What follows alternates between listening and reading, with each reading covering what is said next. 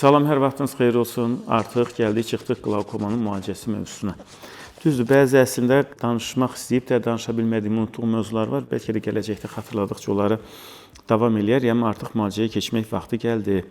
Qlaukoma əvvəlki videoda dedik, nə vaxt müalicə olunmalıdır? Qlaukoma diaqnozu qoyulan kimi müalicəyə başlanmalıdır. Bəs müalicəni təşkil edən komponentlər, əsas hipotenziv dərmanlar, yəni təzyiq aşağı salan dərmanlar, bizim qlaukomada istifadə etdiyimiz bir neçə ana qrup dərmanımız var. Yəni 3 qrup, bir dənə də tabletkamız var. Toplam 4 qrup dərmanımız var.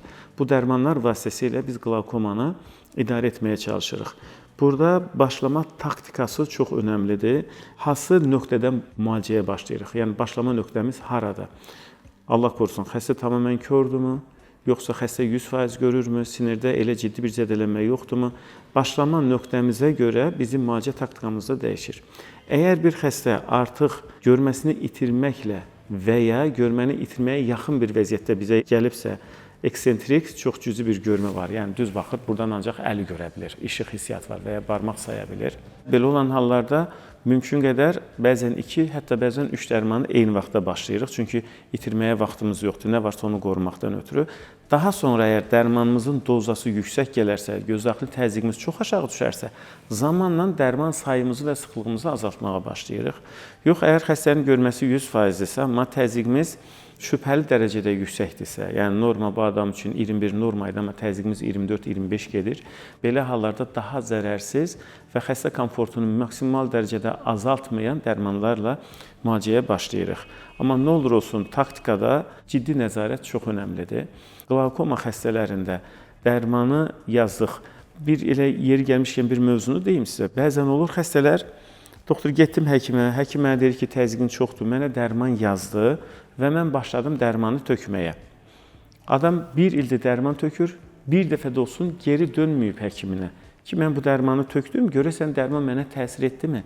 Bu şəkər dərmanı kimi bir şeydir. Hər dərman hər adama düşmədiyi kimi, bu göz damcılarının da kimə nə vaxt, nə qədər effektiv olduğunu əvvəlcədən biz bilə bilmirik.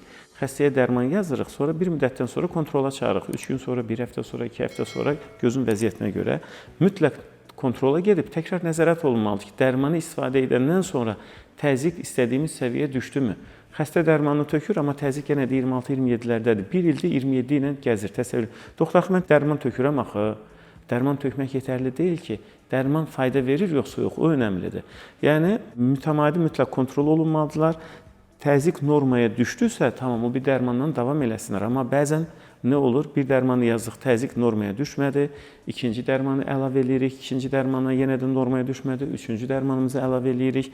Yəni, gedişat bu şəkildədir. Biz nə olur olsun, mümkün qədər dərmanla təzyiqi normaya salırıq. Əgər dərmanla təzyiq normaya düşməsə, o zaman artıq əməliyyat mövzusuna keçirik. Və dərmanla da təzyiqi normaya salmaq ancaq təkrar ölçümlərlə mümkündür. Yəni, kontrola gəlməyən xəstələrdə dərmanın nə qədər fayda verdiyini bilə bilmirik. İlk başda qlaukomada protokol olaraq konservativ müalicə, yəni dərmanlarla müalicə olunmalıdır.